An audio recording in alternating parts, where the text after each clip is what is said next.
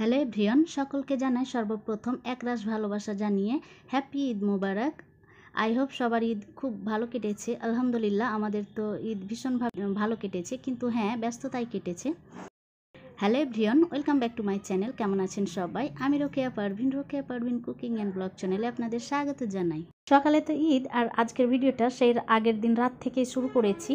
ফারুক নবাবের জন্য একটা পাঞ্জাবি নিয়ে চলে এসছে, তো ওর বাবা না ওটাই ওকে ট্রাই করাচ্ছিল, পরিয়ে দেখাচ্ছিল যে ওর ফিটিংটা ঠিকঠাক হচ্ছে কিনা। আর আমি এদিকে কিছু পাঞ্জাবি আয়রন করে নিচ্ছি। এগুলো না আমার সচরাচরভাবে আয়রন করা হয় না, পরিষ্কার করে আমি ভাজিয়ে রেখে দেয়। আর কখনো কোথাও যাওয়ার থাকে বা এরকম কোনো প্ল্যান থাকে তখনই আমি সেগুলোকে আয়রন করে নিই। তো আজকেও সেই সেম কাজগুলো করে নিচ্ছি। সকালে যেহেতু ঈদের নামাজ পড়তে যাবে, তো আমি এখানে দুটো পাঞ্জাবি আয়রন করে নিচ্ছি।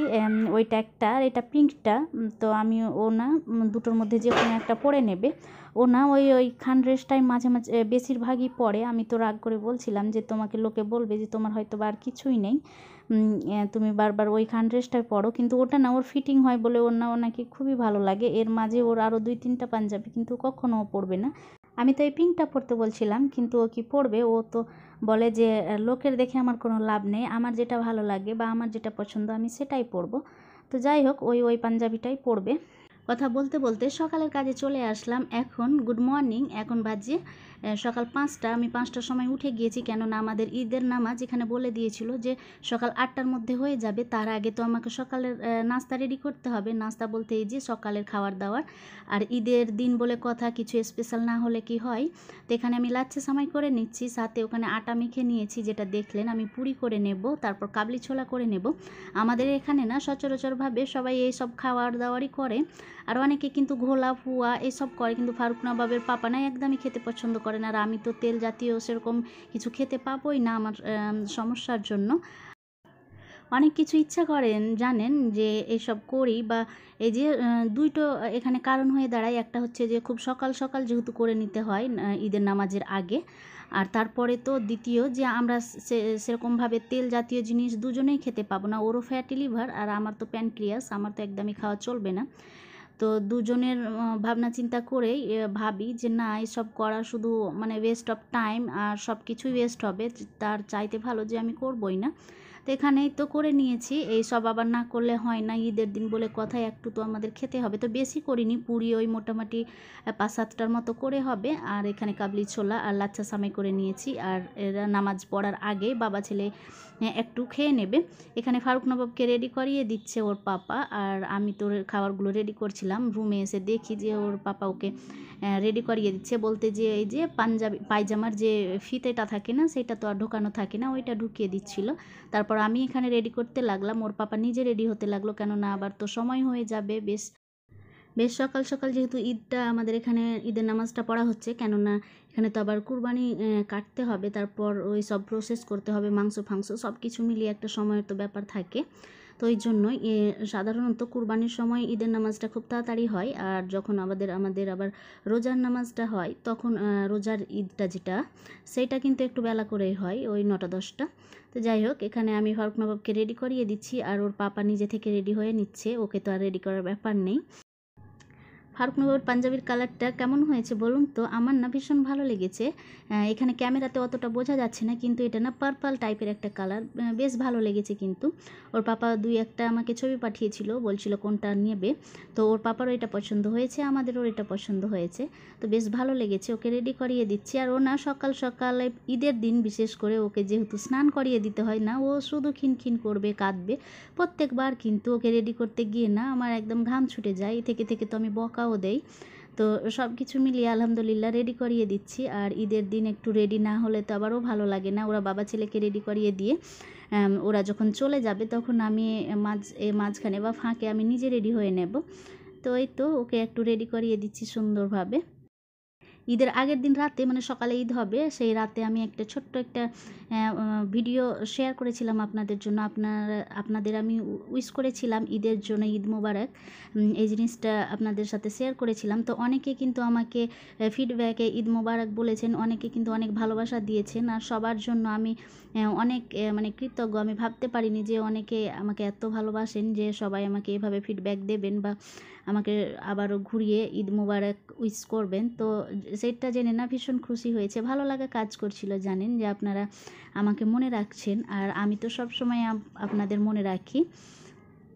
তো থ্যাংক ইউ, অনেক বেশি থ্যাংক ইউ যারা যারা আমাকে মনে রেখেছেন বা আমাকে ভালোবাসেন।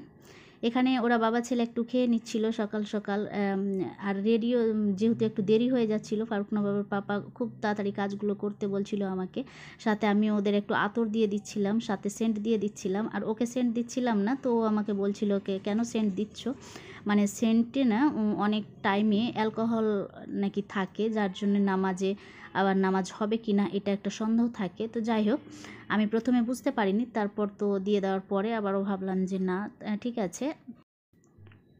এখানে তো বাবা ছেলে ফাইনালি রেডি। তো আমি একটু ভিডিও ক্লিপস নিয়েছিলাম আপনাদের সাথে শেয়ার করার জন্য। কত সুন্দর লাগছে না? সত্যি বাবা ছেলেকে একসাথে দেখে মনটা মনে হচ্ছে জুড়িয়ে যাচ্ছে। এখানে আমার শাশুড়ি সুরমা দিয়ে দিচ্ছিল নামাজ পড়তে যাওয়ার আগ মুহূর্তে। অনেক বেশি আন্তরিকতা ভালোবাসা নিয়ে সবাই ছুটেছে ঈদের নামাজ পড়ার উদ্দেশ্যে। আর ঈদের নামাজ বলে কথা, সবাই তো অনেক বেশি খুশি। আর দেখুন সবাইকে দেখে না কত সুন্দর লাগছে। আর এর মাঝে একটা জিনিস লক্ষ্য করছেন, এটা আমাদের NH রোড একরকম, কিন্তু এখানে অনবরত গাড়ি চলে। কিন্তু ঈদের দিন কেন জানি একদমই গাড়ি চলাচল বন্ধ থাকে, একদমই রাস্তাটা ফাঁকা, এত সুন্দর লাগে দেখতে। মনে হয় এই বছরের 2টা দিন থাকে যেই দিনগুলোতে গাড়ি একদমই খুব কম চলে, এই নামাজের মানে ঈদের দিনগুলোতে। আর কখনো কখনো এই যে যখন দুর্গাপুজো হয় না, তো এই কয়েকটা দিন কিন্তু এই রাস্তাটা আমরা ফাঁকায় দেখতে পাই। তো যাই হোক, সবাই সারি সারিভাবে ছুটে যাচ্ছে নামাজের উদ্দেশ্যে। এত ভালো লাগছিল সেই মুহূর্তটা দেখতে, আমরা না অনেকক্ষণ বেশ দাঁড়িয়ে দাঁড়িয়ে দেখছিলাম। এখানে রান্না করে নিব, তারই প্রসেস চলছে। এটা হচ্ছে মাটন, এটা এখানে 2 কেজির মতো মাটন আছে বা খাসির মাংস আছে। আর সাথে এখানে পোলাও করে নেব, যার জন্য পোলাওয়ের চাল আমি এখানে ধুয়ে নিয়েছি। এখানে 1 কেজির মতো পোলাও চাল আছে। এর মাঝে যে আমি কতগুলো কাজ করে নিয়েছি সেটা না আপনারা কল্পনাও করতে পারবেন না। এর মাঝে আমাদের কুরবানি করা হয়েছে, মানে খাসি কাটা হয়েছে, তারপর তো অনেকগুলো মানে খাসি মাংস করা হয়েছে, তারপর অনেক কাজ, মানে কি আর বলি বলুন তো। 3 ঘন্টার মতো এখানে আমি কাজ করে নিয়েছি। আর সবগুলোই কিন্তু ফারুক নবাবের পাপার সাথে আমি একরকমভাবে আমরা দুজন একসাথে কিন্তু কাজগুলো করে নিয়েছি। ওকে তো আর একলা ছাড়া যাবে না, যেহেতু আমাদের খাসি ছিল, আর কুরবানি একসাথে ও করতে পারবে না, ওর হাতে হাতে না আমি সবগুলো করে নিয়েছি। মাংস কাটা থেকে শুরু করে মাংস করে নেওয়া, মানে কষাইগিরি থেকে শুরু করে আর কি, মাংস কাটাকুটি প্রত্যেকটা জিনিস আমি এই বছর বলে না, আমি প্রত্যেক বছরই কিন্তু করি। বাবার বাড়িতে যখন থাকতাম না তখনও কিন্তু এই কাজটা আমার পিছু ছাড়তো না। আর এখন আবার বরের বাড়ি এসেও দেখি যে না, বড় তো একলা, সেম আমার আব্বুর মতোই। আব্বু তখন একলা ছিল, আমি যেহেতু বাবার বাড়িতে বড় মেয়ে, মানে আমি ফার্স্ট মেয়ে, তো আমাকে আমার বাবার সাথে হাত রেখে সবগুলো কাজ করে নিতে হতো, বিশেষ করে কুরবানির দিনে। আর এখানে এসে দেখি যে বড় একলা সেই, তো ওর সাথেও কিন্তু আমাকে একরকমভাবে করতে হয়। প্রত্যেক ঈদে কিন্তু আমি এত ব্যস্ত থাকি যে মানে শ্বাস নেওয়ারও সময় হয়ে ওঠে না। তার উপরে তো আবার রান্নাবান্নাটাকেও কিন্তু আমাকেই করতে হয়। ওইগুলো কাজ সেরে আবার রান্নাবান্নায় হাত দেই।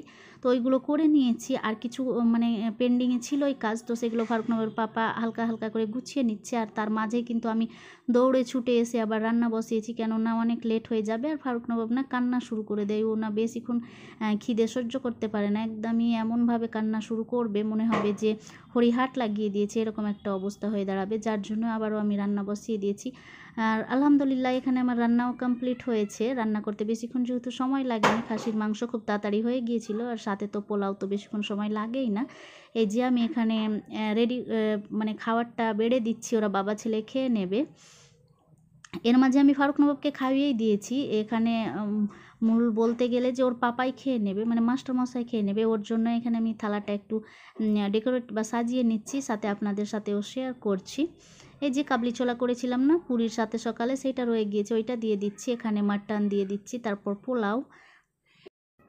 এইসব রিচ খাওয়ার সাথে আবার একটু ঠান্ডা ঠান্ডা কিছু না হলে না একদমই ভালো লাগে না। তো এখানে মিষ্টি দই মানে ক্ষীর দইটা নিয়ে চলে এসছে। এই মিষ্টি ক্ষীর দইটা না আমার খুবই ফেভারিট, খুবই ভালো লাগে, তো ওইটা নিয়ে চলে এসছে। আর এখানে কোকাকোলা, ফারুক নবাবের পাপা, ফারুক নবাব ওরা বাবা ছেলে খুবই পছন্দ করে, আমার আবার অত ভালো লাগে না। আমার না কেমন মনে হয় যে গলাটা মানে পুরো বুকটুক সব জ্বলে যায়, আমার ভালো লাগে না, তো আমি খাই না, ওরা বাবা ছেলে খেয়ে নেবে।